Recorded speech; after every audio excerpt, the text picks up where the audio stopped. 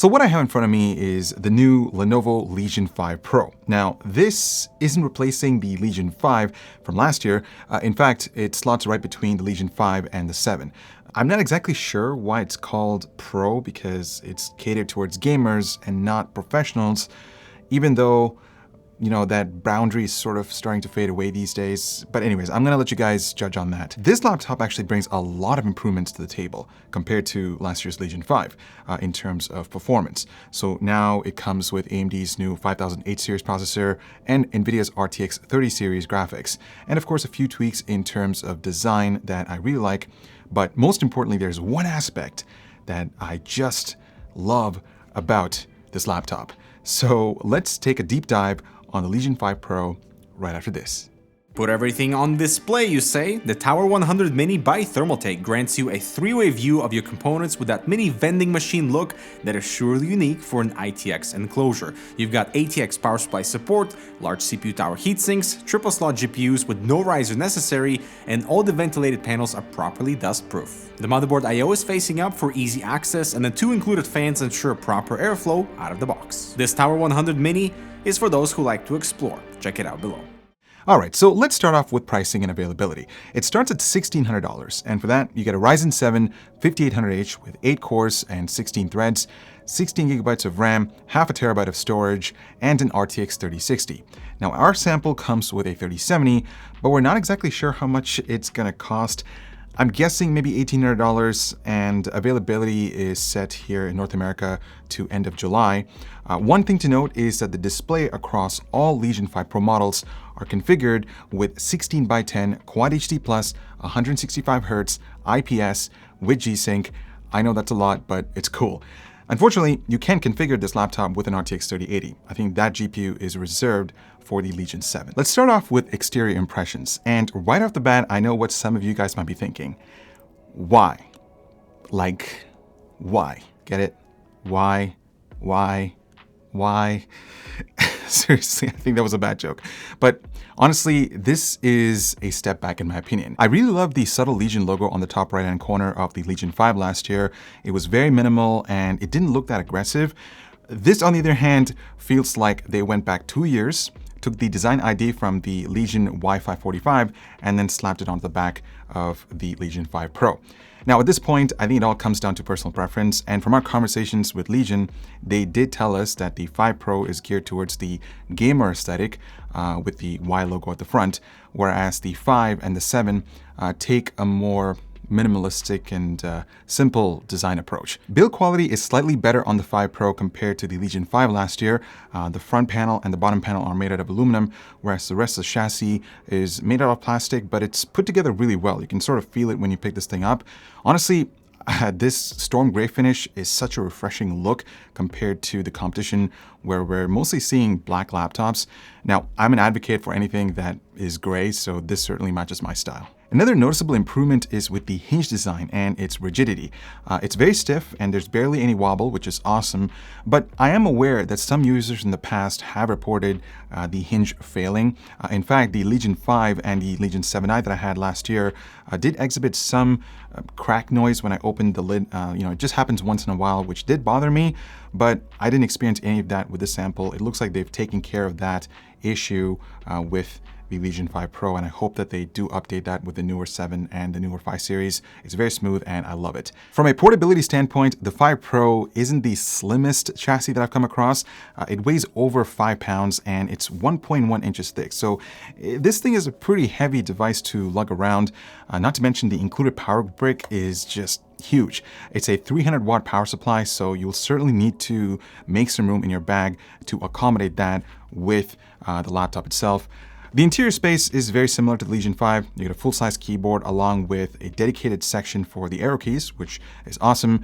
Lenovo's True Strike system for the keys work pretty well. There is adequate amount of travel distance with good feedback. One thing I noticed with the keys themselves is that they're concave, like the ThinkPad series, whereas the 5 and the 7 are more flat.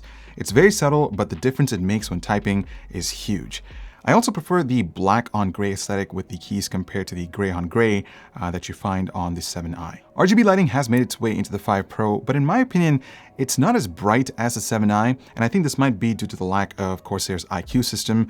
All the effects are laggy and the customizability is very limited. Also, for those of you who are wondering, the Y logo at the front can be turned off if you want. So basically you just have to hit Function and L and it goes off. And you can do that back again. Boom, boom, boom, boom, boom, boom, boom, boom, boom, boom. So fast. So cool. I can keep doing this. Yeah, just a little trick. The trackpad is, it's all right. The surface is made out of some form of plastic, which won't give you the same level of comfort compared to something that has a glass surface. I also noticed a little bit of delay when swiping through desktops or when using any sort of Windows-based gesture. Honestly, I wouldn't rely on this trackpad to get any work done that involves precision. You're much better off using a dedicated mouse. I should also mention that the placement of this trackpad is way off center, and that takes away some space for your left palms to sit on comfortably without rubbing against the trackpad. Obviously, they had to make room for this in order for the arrow keys, so there's that trade-off. So this is the webcam test on the Legion 5 Pro, and the quality looks pretty good. In fact, it's better than the competition, and the microphone sounds really nice.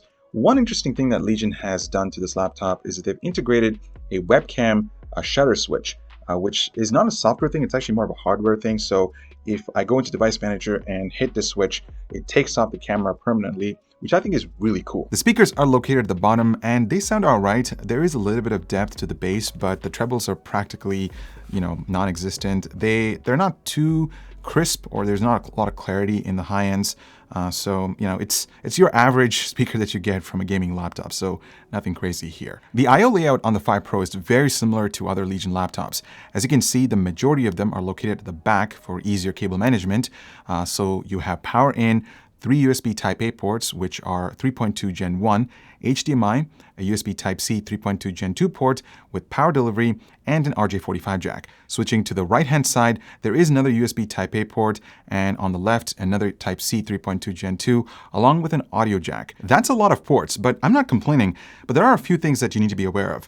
First, the majority of Type-A ports are Gen 1 5 gigabits per second versus Gen 2 10 gigabits per second, so it's not the fastest connection. The other thing is more of a warning. You see, if you're using external drives, just watch out where you place them, since the 5 Pro's exhaust vents blast the back area with some really hot air. If the drive's being accessed and its own heat goes up, that could lead to some problems. Switching gears to the display, and this is by far my favorite feature of the 5 Pro. You see, Lenovo managed to fit a 16-inch panel into the same chassis structure that they have with their other Legion laptops. They did this by illuminating the larger chin at the bottom and gave it a taller 16:10 aspect ratio. And the result is an awesome experience for productivity and gaming. You get more vertical screen real estate to work with. If you do a lot of split screen window management, this will certainly benefit you. And it's a very unique approach by Legion in the gaming space, because we're used to seeing 15-inch laptops with 16:9 aspect ratio screens, but this is certainly an upgrade. And the quality of the panel is really good too. As you can see, it covers 100% sRGB, 77% Adobe RGB, and 78% DCI-P3, which is expected for an IPS panel, and it's calibrated by Pantone. Also, this might be one of the first gaming laptops featuring a 500 nit display. That's right, 500 nits. It's super bright, and I absolutely loved using this thing during brighter conditions. On top of that, you get 165 Hz, Quad HD Plus resolution, and G-Sync. I mean, what else can we ask for on a gaming laptop? Seriously, Legion just knocked it out of the park. Upgradability is pretty straightforward on the 5 Pro. Once you get under the hood, you get instant access to 2 memory slots, which are already populated on my sample. Maximum supported memory is up to 32 gigabytes. The primary NVMe SSD is tucked underneath this cover, and the drive speeds are really fast, both in read and write performance. There is an extra M.2 slot hidden underneath this cover over here on the left-hand side if you want to expand storage. Battery testing is always interesting with gaming laptops. I never know what I'm going to get, especially when comparing AMD to Intel machines. And it looks like this time the Legion 5 Pro gets a pretty good result in the light load test with almost 8.5 hours of runtime. That's still way off from the new Razer Blade Advanced, but we can't forget the new 16:10 screen ratio, and the 16-inch size will naturally chew down more battery power versus 15-inch laptops. Switching over to something more intensive, and you can see the price Legion's paying to get the Ryzen 7 5800H operating at a bit higher power level. It chews into the battery, but at the same time, we never expect all that much from gaming notebooks when they're on battery power. Make sure to check out that video I did about that right over here. And yes, we'll be adding unplugged performance tests to all laptop reviews in a little while, so definitely stay tuned for that. Now, before I get into performance, I just want to quickly walk you through Lenovo's Vantage software that's being offered here. It's a very straightforward interface. Nothing's really hidden here. Everything is right at your fingertips in one single homepage, and that's really cool. Now, along with system information, there is a touchpad lock switch, which will come in handy when you're gaming, and there's an overdrive toggle, which basically tightens up the display's response times, and a hybrid mode switch. Now, I'll get into the hybrid mode in the gaming section, but turning it off tells the internal mux switch to completely disable the integrated GPU and run the display directly off of the RTX 3070. There's also a handy area where you can have the system automatically close certain apps when it detects a game running. And of course, there's a network boost section, which increases network priority for any bandwidth-heavy programs. And finally, there are the thermal modes, which are the usual quiet, balance, and performance, but they threw in a new auto detection feature that's available for 16 games right now. So basically, it dynamically senses which game is being played and then loads a custom profile and modifies the CPU and GPU frequencies accordingly. Now, this might sound like NVIDIA's dynamic boost, but it isn't. It's just a custom Legion solution. And does it work? Well, at least in CSGO and Modern Warfare, it actually did offer a bit better performance than just running in balance mode alone. But then again, simply running in performance mode ends up getting you the best frame rates by a long shot. Anyways, about these performance modes, there are a lot more than just temperatures, since in performance mode, the Ryzen 7 5800H runs right up to a constant 78 watts, which is way above AMD's configurable TDP of between 35 watts and 45 watts. This pretty much proves that AMD is allowing their partners to run pretty loose with their specs. Even the balanced mode starts at 65 watts and eventually runs at 53 watts until it hits a constant 45 watts, but the only mode that's anywhere close to what AMD sets as a baseline is quiet, where we ended up seeing an average of around 37 watts. Now, those high power numbers also have a pretty big effect on clock speeds, but you can also see there's a point of diminishing returns when it comes to pumping juice into a CPU. That means while performance mode takes almost 60% more than balanced, it only hits a maximum of 500 megahertz faster. The biggest impact is with temperatures, where performance heads right up to a constant 93 degrees, which might sound super high, but it's still a good 12 degrees away from AMD's max temperature of 105 degrees. So there's not too much to worry about here. Meanwhile, balanced and quiet are super well behaved, but that's to be expected since Legion's cold front cooling system is one of the best around. You can actually see that by looking at the surface temperatures for the Legion 5 Pro, where pretty much everything stays comfortable to the touch without any super worrying hotspots. Even from a noise standpoint, this is one of the quietest gaming laptops I've seen in a while, since even in the highest performance mode, it was pretty easy to deal with, but personally, I would use the balanced mode for gaming. Now, all of this leads to the Legion 5 Pro becoming one of the fastest gaming laptops we've ever tested, even though it's going toe-to-toe against some laptops rocking the 5900 series chips. But you also have to remember that this is on performance mode, which is actually why the results start improving in longer tests. But at the end of the day, like we've seen with every laptop, a slightly lower-end processor operating at a higher power limit can usually match or even beat higher-end ones if they're operating at lower limits. But move beyond just heavy and full multi-core results, and the Legion 5 starts falling behind a bit in Resolve and Premiere, but even then, it's still super competitive with some of the best I've tested. But what about that RTX 3070 that's inside this thing? Well, if you thought the CPU was being pushed, check out these numbers, guys.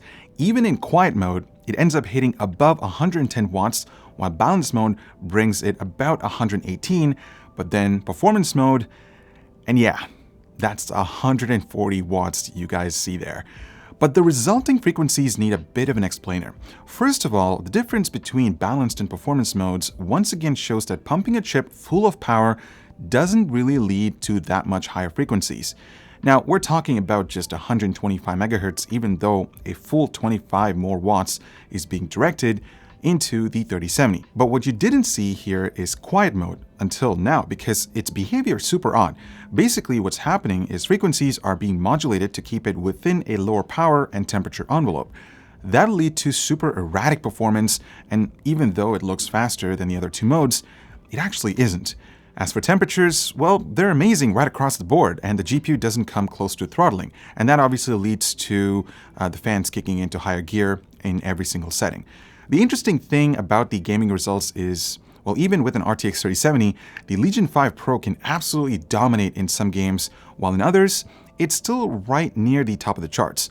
The only exceptions to that seems to come in games that favor Intel CPUs, like the i7-10870H and the Razer Blade 15 I reviewed just a few weeks ago. I mean, either way, this kind of performance is something everyone wanted from last generation Ryzen laptops, but it's finally here now. And moving on to the 5 Pro's native resolution, well, since this is the first laptop that I'm testing with a 1600p display, there's not much really to say other than it has no trouble even gaming beyond 1080p. So, final thoughts on the Legion 5 Pro. It's simply incredible, guys. If there's one thing that I have to pick about this laptop that stands out among the competition, it's gotta be that display. It's fast, sharp, color accurate, and really bright. And the performance is really impressive. I mean, you've seen the numbers. Pricing is also not that bad either. Battery life is all right. I mean, it's not the best that I've seen so far. And the keyboard is pretty good, except for the RGB lighting. I think that needs work. And of course, the trackpad it's all right. It seriously needs refinement. And of course, there is the design, which I personally don't mind because, you know, it's gray and not just another black laptop. You see, there are some amazing Ryzen-based laptops out there, and each one of them have their own forte. But at the end of the day, it all comes down to what you value the most. If that's simply the display, if you want to have a stunning display that's bright and just fast and all that stuff, and if you value performance, then this should be on the top of your list. And the rest sort of follows after. But keep in mind of the trade-offs that I mentioned earlier. So on that note, thank you so much for watching. I hope you were able to take away everything that you needed to know about the Legion 5 Pro. Let us know what you think. I'm Eber with hardwarecanucks. Thanks for watching, and spend responsibly. And I'll see you guys in the next one.